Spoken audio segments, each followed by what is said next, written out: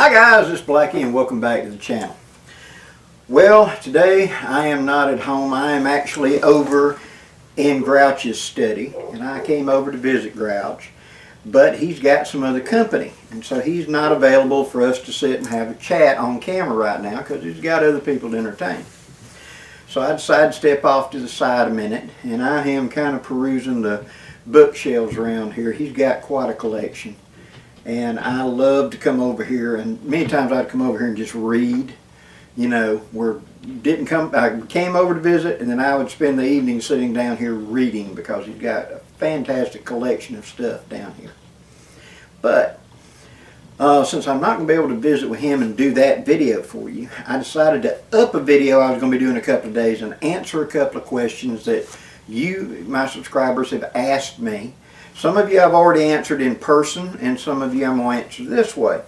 But let's do a quick Q&A little thing. Haven't done it in a long time. So, putting my eyes on so I can see what I'm doing. The first question comes from Robert in New York. And it was, Blackie, what size of hammock do I use? And that he was, I believe he said he was like 6'3" and around 260 pounds. And so what size hammock with a one wind? I use the 11-foot hammock, and I use the 12-foot tarp. Okay, I'm 5'10" and I'm 200 pounds. And when you're talking about a hammock, and we're just going to use this for a representation, the two ends of the hammock are narrow, and so there's not a lot of room. The middle of the hammock in here is your sweet spot. So if you're a, say, 6 foot tall person and you've got an 11-foot long hammock, well, if you start in the very middle of it and start going out, you end up with like 2 foot or 1.5 foot over your head and 2 foot or 1.5 foot at your feet. If you go to a longer hammock, you get more up here, and the sweet spot in this section right here of the hammock, the actual usable space, becomes bigger and you're more comfortable. So I personally, at 5'10", 200 pounds, I am more than happy in the double wide 11-foot. If you're a taller person, go for the 12-foot. Now my good friend Dan Lutz, who is like 6'7" and right at 400 pounds, he was very comfortable in the 12-foot. So just consider that in mind. The price difference isn't that great. But if you're somebody who's over 6'2", 6'3", you might be more comfortable just to go to the bigger hammock and therefore have more of that sweet spot comfort area available than trying to fit into a smaller hammock, because that taper at the ends gets closer to your head, the size difference. So I hope that answers your question. Okay, question number 2 comes from Linda in Ohio. Blackie, are you going to be doing have you given up doing it, or will you be doing Silver Wolf classes again in the future? That's a very strong possibility. I'm not ruling it out. But to be honest, I was not in the health to do it. I have recovered very well, and it may still happen on the horizon. But having said that, I had put it out there in a video not long ago that I'm doing my gathering this fall, which will be October 15th through the 19th at Geneva State Forest Lake in Lower Alabama.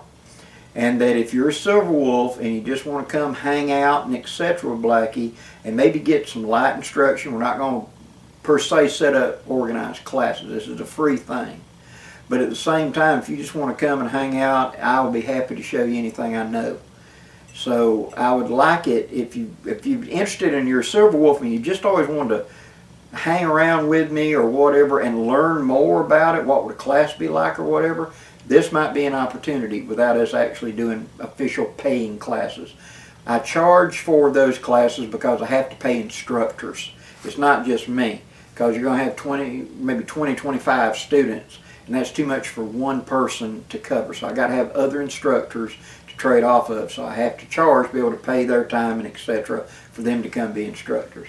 But for this being a several day long event and it's just us sitting around a fire and talking, come on, it'd be a good way to kind of get an idea and get some teaching, so to speak. because ask, and it won't be just me, there'll be other people there that are instructors. So just ask, and we'll see if we can come up and help you out with what you want to learn.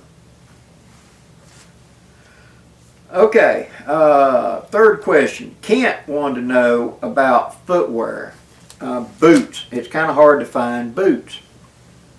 Now, I know what you're saying. I wear the United States Marine Corps Desert Rat boots, and I got them from the Surplus Place in Pinkard. If you're someone who has larger sizes or the smaller sizes, and you want a really good quality boot, the Surplus may be the way to go, because the 8s, 8.5, 9, 9.5, 10, those are kind of hard to come by in Surplus because that's the average foot size.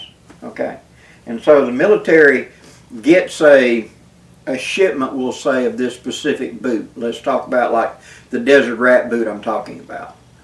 And they got those in. Well, those 8.5, 9, 9.5, 10s, the vast majority of those got issued out to troops.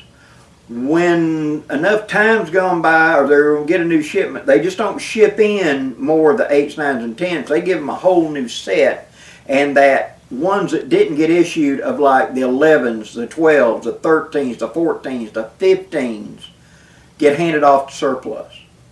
So like my good friend Dan Lutz, if I remember correctly, he was a 15 double wide was his foot. Yeah, I called him Bigfoot Sasquatch for a reason. And he was having to custom order his boots, and a lot of times they were $200 and $300. He was able to come down there to the Surplus Place and get boots of the proper size of military boots that were never issued. They were brand new in the box for $60 a piece. And so Kent has a bigger foot, and I sent him to the ladies at the Surplus, and they had what he needed. So if you've got a bigger foot or an unusually smaller foot and you're looking for good boots to wear in the woods, or a work boot or something like that, and you like the military type boot, I'll put down there in the description box, but call the ladies down there at Kaufman's Military Surplus in Sampson, Alabama. They are open Monday through Friday from 9 a.m. till 4 p.m. Central Time, and their phone number is 334-898-1770. Tell them I sent you, and tell them you're looking for a boot, and give them a size. And especially if you got the larger sizes, there's a very good chance they'll have it at a very good price. Those of you that's got to order them big boots and they got to pay a ridiculous amount of money, this may be a cheaper way for you to get a boot for wearing camping, wearing hunting, wearing outdoors. This may be something you want to look at. Hope that helps. Leon in Texas asked, he's been watching several of the videos, my videos, Dave Canterbury's videos, Cole Cracker, and several others talking about ridge lines with toggles on them, etc. Which is the best? Okay. There's no such thing as the best. It's which one works best for you. Okay? Having a ridge line with some sort of Prusik that has some form of connector. I have showed in past videos where I use just knots on end of a line to make it connect. I have showed it where I've used toggles to make it connect. Dave Canterbury showed it where you didn't even have to have that. There were other ways of making it. But the bottom line is this, that in the middle of that to hook tarps to, you usually have 2 or 3 Prusik knots that slide so you can hook to a tarp either by toggle or some other connected method to tension the tarp and be able to slide the tarp like a shower curtain, whichever way you need.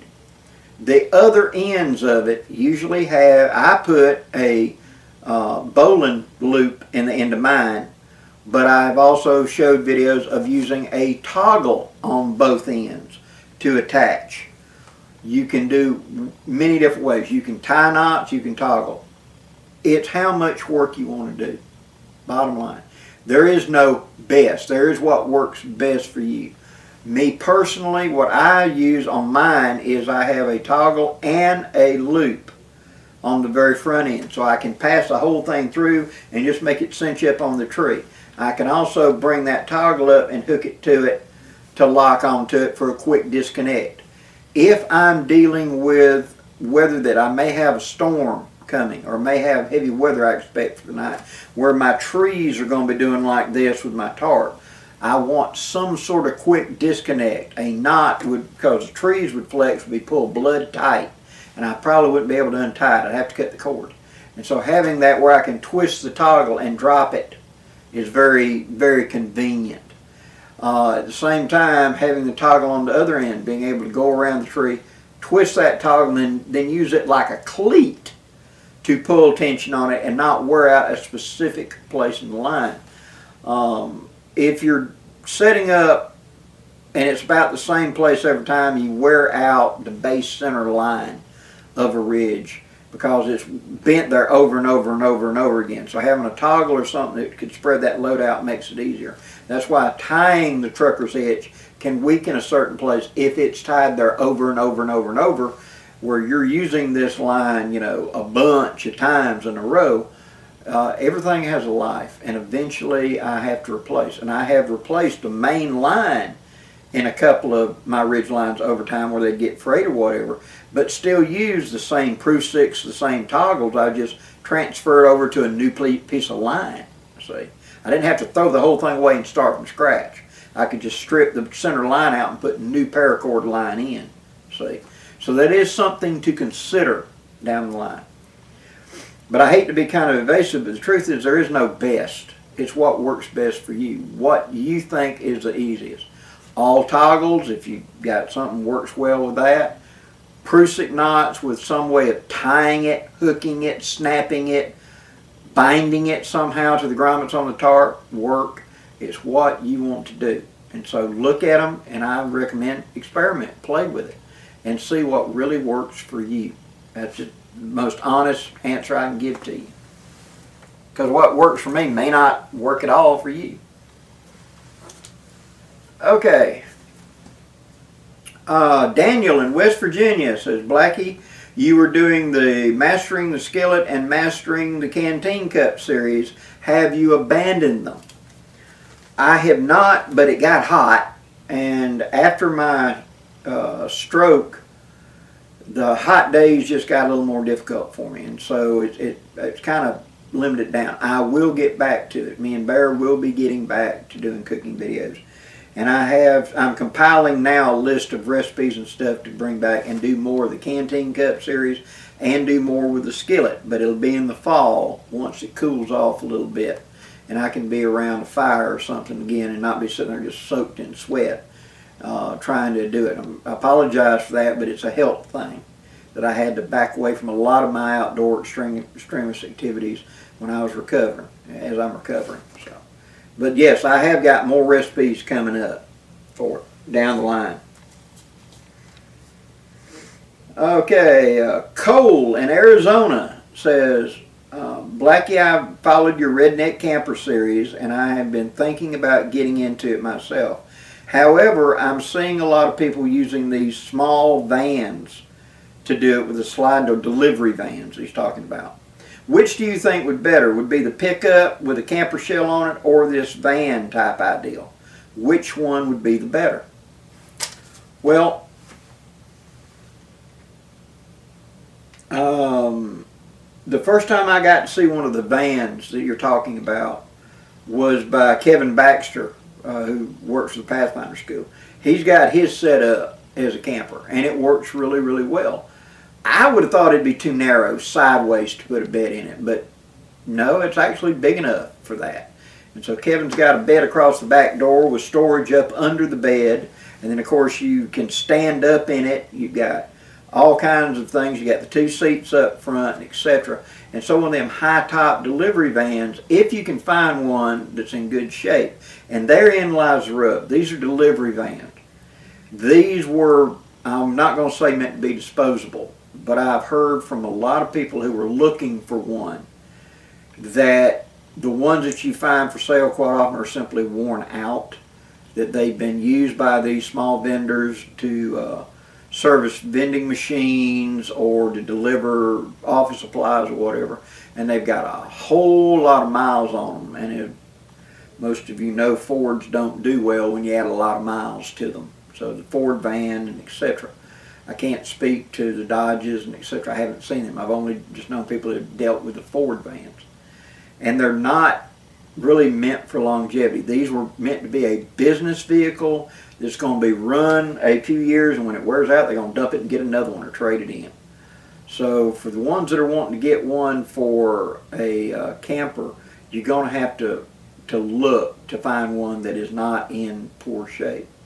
On the other hand, the Redneck Camper, pickup trucks can be found in decent shape below miles a lot of times, especially for people that bought them and it was the extra vehicle. They drive a car every day, or they shuttle back and forth to work, and the pickup was for the weekend or to haul the boat or whatever. You can quite often, especially if you get out of the big cities and get out in the country, you can fairly often find a pickup truck in decent shape. Not great, not brand new, but in decent shape that could easily be converted over to a camper. So I think that's the two things of it. One, the van is far easier to set up as a camper from the beginning, but the mileage and the longevity is in question. The pickup truck may have the longevity, but you've got to find the camper top and etc. and to make it converted over to a camper shell and to being a camper is going to be a little bit more difficult. If you want something you can stand up in, you definitely got to go with the van. Because the pickup trucks, when you put them real high top campers onto them, they suck at gas mileage because they got to fight the wind and they're top heavy and you got all kinds of issues. So if you're wanting something you can stand up with, go with the van. If you're wanting to kind of save cost a little bit, go with the pickup truck. That'd be my just 2 cents worth. Okay. Mark from South Carolina writes, Blackie, I've commented several times on some of your older videos and you haven't responded. Do you not reply to your older video comments? Okay, first let me apologize. I'm sorry if I didn't answer you directly. I have something like 1,700 videos total. I've been doing my channel since 2008. And at any given time, there is a mountain of replies. And so I try to reply to everything on a new video for about like the first 48 hours, and then I have to move on to new videos. But on my side, you know, I see comments. But when you've got 1,700 videos that are in circulation, and at any given time, there's hundreds of videos being watched, and so people will comment on it, and I'm very sorry if I'm one person, I can't get to all of them. And early on in my career, I've tried to do every single one of them, but you just simply get overwhelmed when there's so many videos and so many people commenting. And I try to sit down and do an hour or 2 hours per day of answering video questions. And I'm sorry I can't get to all of them. But like when I've gone and done my camp out and been gone for a week, this last spring I had caught up as much as I could, and when I got back I had 1,789, I believe was the number, comments waiting for me to review and answer. 1,700. You know, and you're doing 100 or 200 at a session, you know, and it still takes you days and days. And while you're doing that, more new ones are rolling in, and you comment, I answer, and then they reply to my answer, and so that, you see what I'm saying, it just becomes an avalanche. And so I'm not that active on social media and stuff, but I do spend somewhere around an hour every day. I usually do it every night right before I go to bed. I go in there and I do at least 45 minutes to an hour of just answering as many questions as I can in that time. And I really wish I could do every one of them, but I'm sorry if I didn't. I apologize. But if you have something that you commented and it's really, you want to, comment on my newest video, because I'm going to do all of them. See? So even though this is a comment about a video from way back, make reference to what it was, the video you're talking about, and ask me then. And I will respond to you then as best I can. And that's the fastest way to get a comment from me. So I hope that helps. Sorry again for I'm just one person. I wish I could do them all. Okay, Lee from New Zealand asked, Blackie, will you be doing a beginning or basic series again? I did a Bushcraft 101 series 7-8 years ago, something like that, where I had realized that most of the big name channels and all of it, and I know they do the same thing, like I just said, you've got so many videos and you've already covered basic fire, basic knife sharpening, basic building of kits, basic all the stuff, and you've now got so far down the rabbit hole talking about advanced techniques or something else, and you've got new followers coming in that may not have seen the how to build a fire kit, you know. My series that I did in pay-per-view for the Master Woodsman series, where I was taking each one of these topics and doing an hour-long video per topic. So, how to build a fire kit, that was a 1-hour video. Basic fire lays, that was 1-hour video. And I did like 2.5 years of that in that series, and that was pay-per-view, where people would pay me $10 a month. Well, not $10, I'm sorry, $10 for a video, and then I'd hand them off the video, because that was going to become a book, and I kind of covered all of that. But yeah, I will see what I can do about that. You know, that is probably a very good point. That I really do need to go back and do a from the beginning series again of how to build your kit, how to build your set for the new people that are just getting in and are learning and weren't following my channel back then and don't know. But like the previous answer about digging the weeds, I have people that find my channel and then go on marathons and are going back and commenting on videos I did 15 years ago. And I'll just see their name and it starts popping up in the comments, you know, where you can tell they're running playlists, things like that. And then I have to go and refresh my memory, because I basically remember everything I've done, but, well, in your day-to-day life, do you remember what you wrote in a memo 15 years ago at work? That's kind of like what it is. And then I got to go back and look at the video and go, oh yeah, I remember what I did then. I've got a really good memory, but 15 years ago, do you remember the memo you did? Yeah, it's got to stand out a little. So I will do what I can, and I'll see if I can start a new series on it and do, you know, basic 101 type stuff. We'll see what we can do. Okay, Edward from Tennessee asked, Blackie, of the bushcraft skills, what, for a first-time beginner, what skill do you consider the number one first skill that they should learn first before they ever get out camping, etc.? Okay. What skill? Fire building would be the skill that I'd recommend. Start with just getting, you know, basic stuff and get a Bic lighter and start looking up basic fire lays, like the log cabin fire lay, like the lean fire lay, like the V fire, the TP fire, the cabin fire, etc. And see how those sets up and practice building them with just a Bic lighter and some sort of tinder. And then bit by bit progress. What you want to do is you want to be able to start a fire with matches, start a fire with a lighter, and start a fire with a ferro rod. When you can do that, you've got a good basis down. Then it's how to gather tinder, how to shave bark, stuff like that to make fine tinder, how to make kindling, how to make firewood, you know. Each one of those is a separate little piece of it, but fire is the most.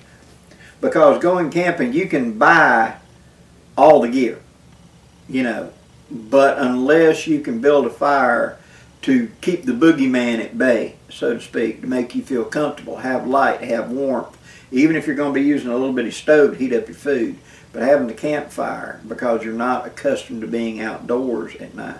Campfire is a big comfort to a lot of people. And I'm in no way trying to pick on anybody or belittle anybody, but you know, many people raised in cities or whatever, the outdoors is a beautiful thing, but it's also an intimidating thing at night because they are not accustomed to it, see? And so they need to ease into it or whatever. And I had one gentleman who talked to me quite a while, and we got through it. That he said, I go out there and to be honest with you, about 8 or 10 at night, 10 o'clock at night, I start getting so nervous I just load up and go back home. I said, that's fine. No big deal. Tell you what, you're going to go out and you're going to not even carry the camping gear. You're just going to go out, you're going to find a site, you're going to take your truck or whatever, and you're going to take your chair and you're going to sit there and you're going to have a fire and you're going to roast marshmallows, do whatever it is you want to do, and you're going to sit there. See how long you can sit there. And when you start to get uncomfortable, you know, let the fire down, make sure the fire is completely out, go sit in your pickup truck or your car and just sit there. Tell you what, take your battery-powered lantern, sit it on top of the car. Just sit in the car. You're safe in your car, right? And bit by bit, you'll accustom yourself to the environment until eventually you'll be able to sleep in your car. If you can sleep in your car, sleep in your truck, now you can consider, well, then if I can sleep out in there, I can sleep in a hammock or I can sleep in a tent, you see. And it's a mental adjustment. I'm the same way when I go to a big city. I'm not comfortable in a big city. You know, with all the people and everything, even if I'm in a hotel room, I'm not easy. I am very comfortable in the depths of the swamp or whatever in the middle of the night because I understand that environment. But being in a big city, all that noise, all those people, it's not accustomed to me. And so therefore I'm not comfortable in that environment. Everybody has a comfort zone. So just figuring out what it is that you're going to be comfortable with. See? So fire is the skill that you need to focus on and learn the first time. I've got a bunch of videos, and most of the other major bushcraft channels got videos. Watch as many as you want, learn from everybody, and then develop your own style. Once you got fire down, do day hikes, stuff like that.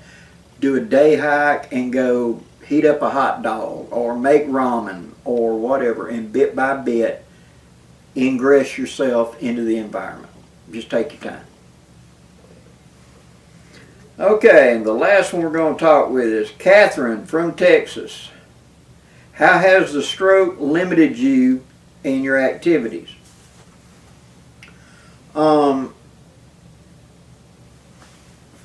It's limited me in my ability to tolerate heat. I don't regulate my body temperature well. I've said this in videos several times.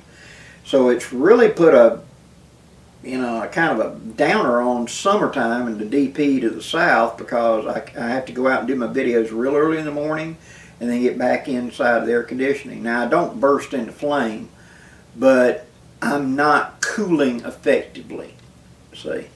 And so if I'm in a really hot, humid, warm environment, I'm heat sinking. I'm slowly warming up.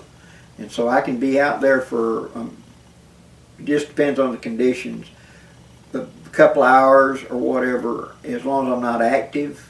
But if I'm doing activity as little as 20 minutes and I'm overheating. And so I am getting better. I'm feeling stronger. and I'm able to tolerate it better, and I'm pushing my little envelope. I'm not just completely retreating.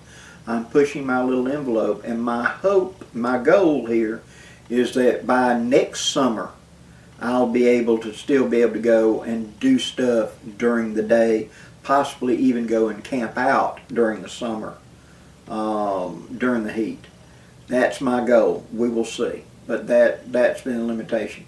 I haven't had a problem with memory. I haven't had a problem with my speech or swallowing. That was going to be a concern, but that has not been an issue thus far. And my doctors are very happy with my progress at how I've recovered. They're really kind of amazed. And like I've said, you know, any questions about how I survived, ask God. Because Blackie ain't no Superman. He's just a man. And it was just God's will that I get through this somehow. So for everybody, that the prayers and the support, I truly do thank you. I truly do. And I'm very, very grateful for all the support and prayers and the donations that came in to help me with my medical. I really, really, from the bottom of my heart, thank you so much. And with that, guys, that's the end of the list of questions I wrote down right quick. I do appreciate you guys. I really do. All support on all the stuff in my channel. We will be starting a new haversack run in the end of the month, so that run will start right at the beginning of August, end of July, beginning of August. I'll announce when it is, and that run will deliver in, I believe it's October. Yeah, October. That one will deliver in October. And so I'll announce that. The one that will be delivered in September is now closed out. And those of you that are waiting for your July and etc., July is en route to me now. He has completed them and they've been boxed up. I'm just waiting for them to get to me. And as soon as they arrive, I'll be shipping them out. Till next time, guys, I'm Blackie wishing you safe journeys. Have a great day, guys.